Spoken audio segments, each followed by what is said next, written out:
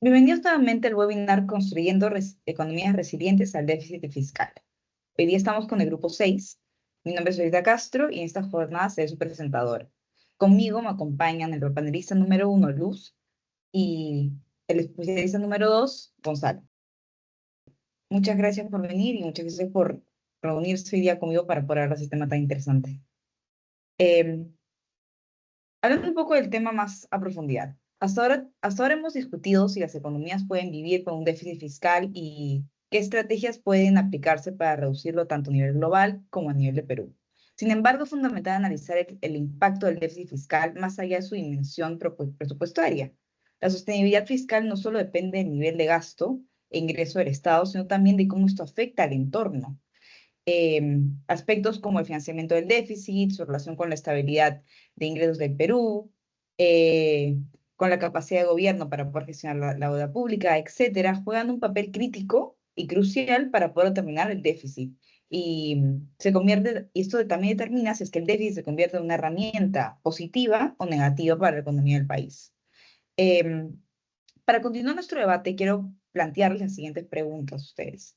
La primera va a ser, ¿cómo afecta el déficit fiscal al sector privado y a los ciudadanos? Empezamos con Luz. Bienvenida, gracias. Ok, muchas gracias por la presentación, señorita Orieta. Bueno, el déficit fiscal no solo es un problema de equilibrio presupuestario del Estado, sino que también impacta directamente en las empresas y también los ciudadanos. Así que cuando un país mantiene un déficit fiscal alto y necesita financiarlo, el gobierno suele recurrir a mayores impuestos o a la emisión de la deuda pública. Y si ese se opta por subir a los impuestos, eso puede desincentivar la inversión privada, ¿no? Y así también reducir la creación del empleo y afectar la rentabilidad de las empresas, y también así frenando su expansión.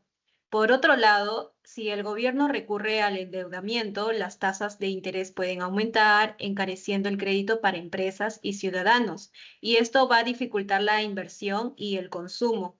Un ejemplo claro es en el caso de Argentina, ¿no? Que se ha hablado en clases, donde un déficit fiscal prolongado llevó a un incremento de impuestos y a una devaluación afectando la confianza de inversionistas y la estabilidad de las empresas.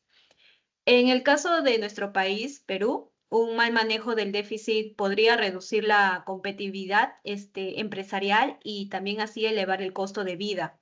Es por ello que es fundamental que el Estado también implemente políticas fiscales responsables, así buscando no solamente reducir el déficit, sino que también tiene que garantizar un equilibrio en donde hay un crecimiento económico y también una estabilidad financiera. Perfecto, Luz. Muchísimas gracias por hacernos esto. Y ahora, por favor, Gonzalo, profundízanos más en este tema. Gracias, Alita, por el paso. Coincido con Luz en que el déficit fiscal impacta directamente en la economía privada y quiero profundizar más en el efecto sobre el sector productivo y el empresarial.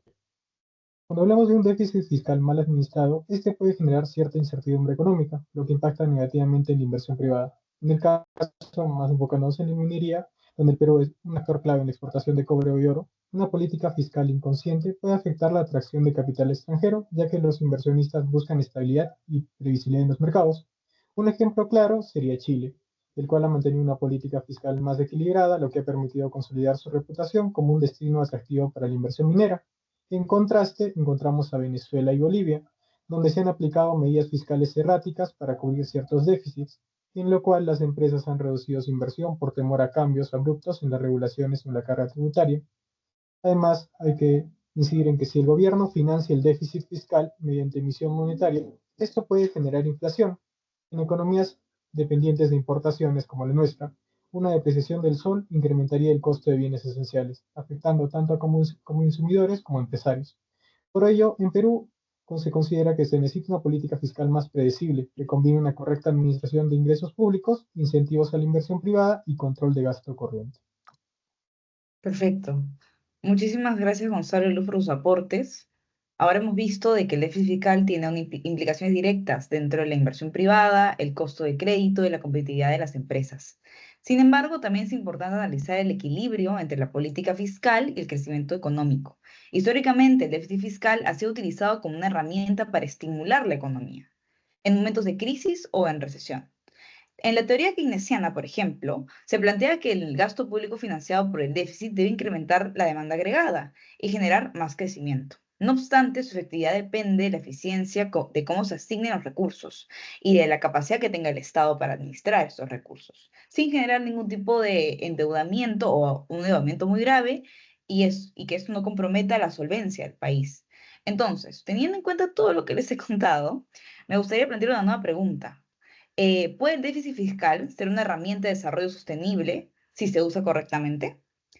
Luz, por favor. Sí, sí, en ciertos casos, un déficit fiscal bien administrado puede ser una herramienta de desarrollo sostenible, siempre que se destine a inversiones productivas de largo plazo y no solamente cubrir los gastos corrientes del Estado.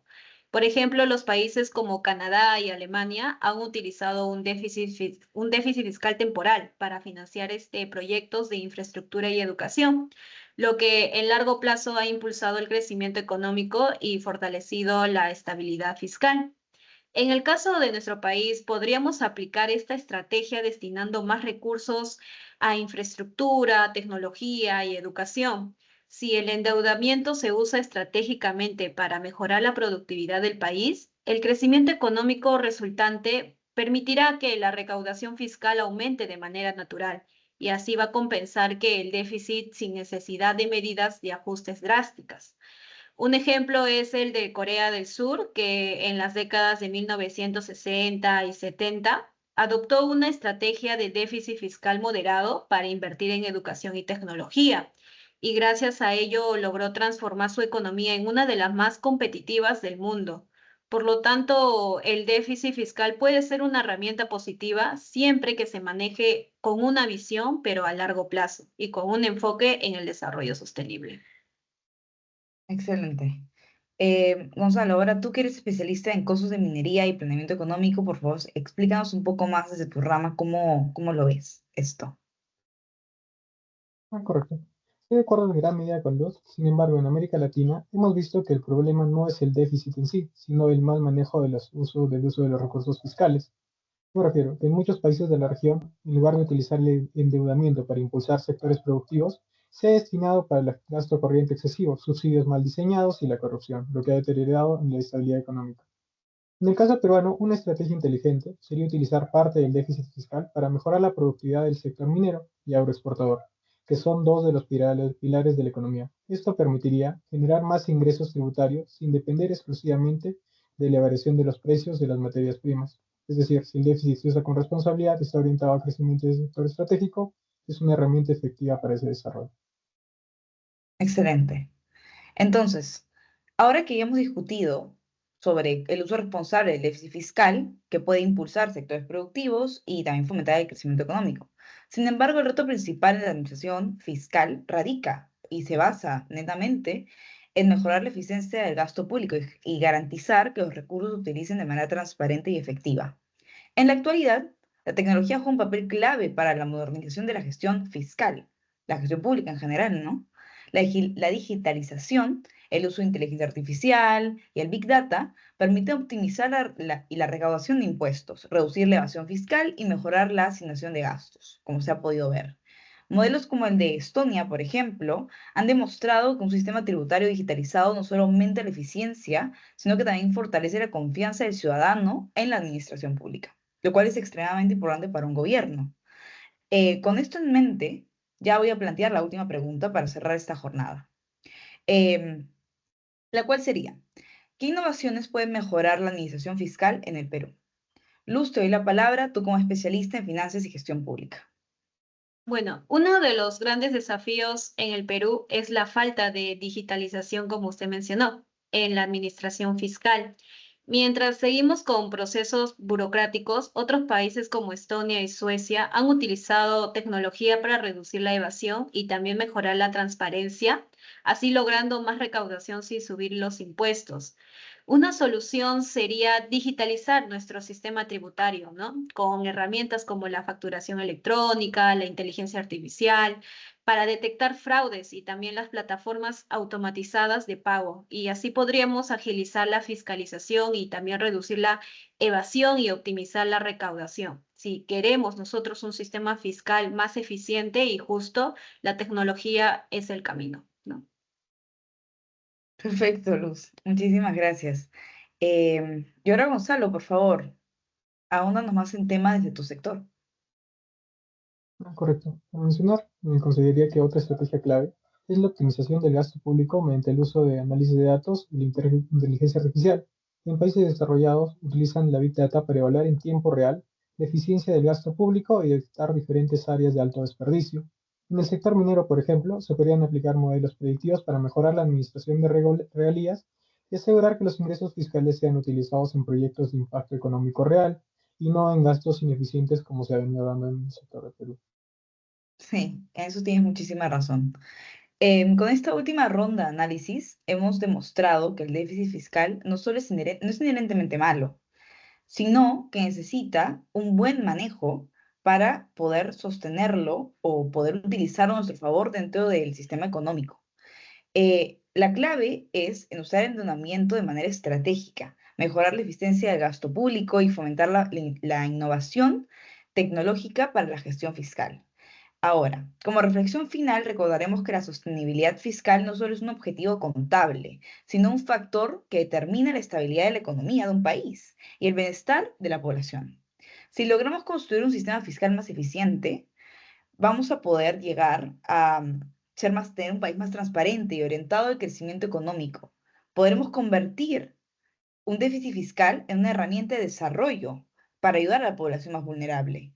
Con estas ideas hemos logrado generar un debate enriquecedor y les agradezco a ambos muchísimo y a la audiencia que nos está escuchando. Bueno, muchísimas gracias y gracias por sintonizarnos.